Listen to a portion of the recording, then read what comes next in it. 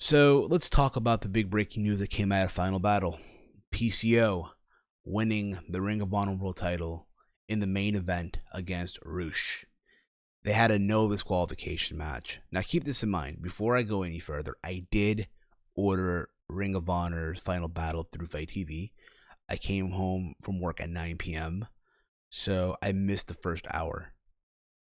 I will do a full review of the show later Sunday afternoon. I will do a full review of the show and give my thoughts on everything. But what I want to talk about right now is the main event between PCO and Roosh for the Ring of Honor World title, where obviously, as you guys already know, PCO at 51 years old, about to be 52 in a couple of days, has captured the Ring of Honor World title and is now considered the oldest man in the company's history to be the Ring of Honor World Champion. Now, I know a lot of people on the internet are praising it, all deservingly so. Congratulations, this and that. PCO is this talent that, again, has gone through so much, put his body on the line every single time, which he literally does. I remember being there at G1 Supercard, and he took a fall to the outside, a nasty fall, and just got right back up.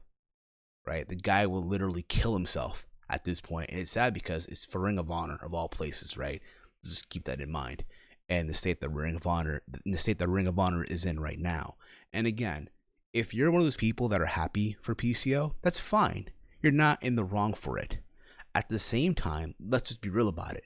And I said this on Twitter literally once the show ended, and I'm gonna say here again, and quote, "Congratulations, Ring of Honor. You have a 51-year-old man as your world champion.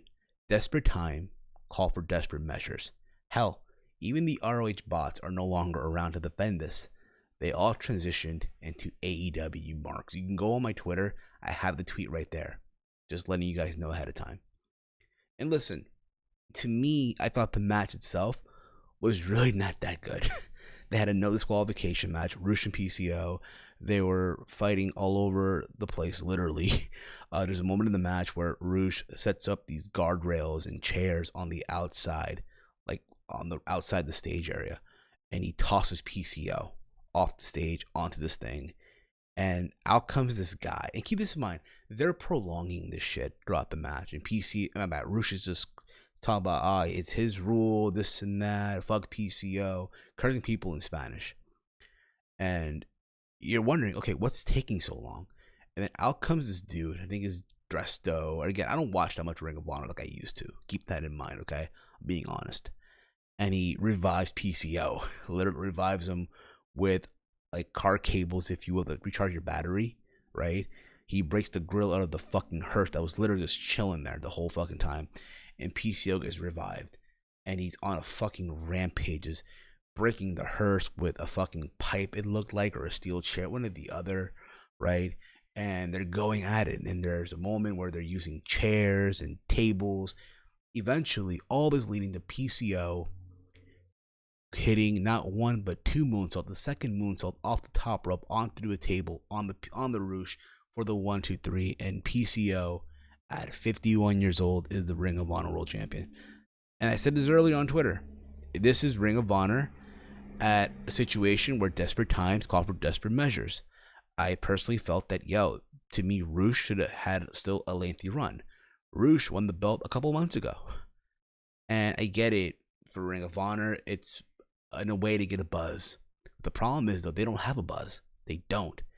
I feel like for Ring of Honor, this year has been a very, very terrible year. You can make the argument, they lost the Young Bucks, Cody, Kenny, Hangman Page. Well, not mostly Kenny, but still, right? And they went to the MSG show, which, again, the New Japan part was great. The Ring of Honor part shit the bed, and that's when they peaked. And after that, you expected them to have that momentum or keep that buzz going, and they weren't able to do that. And this, you think about it, Final Battle, right, is Ring of Honor's WrestleMania, like their biggest show of the year, and it didn't even feel that way to me. It felt like a Ring of Honor house show, from what I saw, basically.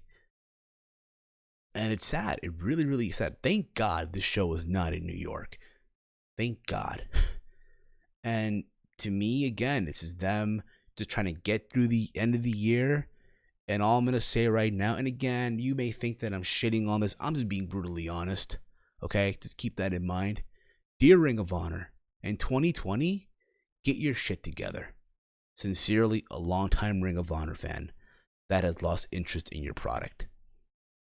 Give me your thoughts in the comments below. Your thoughts on PCO winning the Ring of Honor World title. And do you think it'll be a lengthy run, or hopefully one of those short runs and Rush gets the belt back and we'll see what happens? At the same time as well, I'm going to say this before I wrap this up.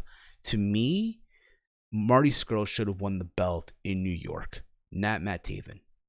Hell, I will even go further in saying that tonight's main event should have been should have been Marty Scurll and Rush in the main event for the world title. You could have had Rush win the belt right there, in my humble opinion.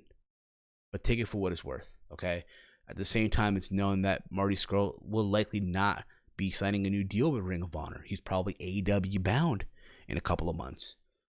But again, guys, give me your thoughts in the comments below. Follow me on Twitter at HeelSteven. I will do, again, a full-length review of Ring of Honor's Final Battle 2019 later on Sunday afternoon. Until then, have a good day. Peace out, y'all.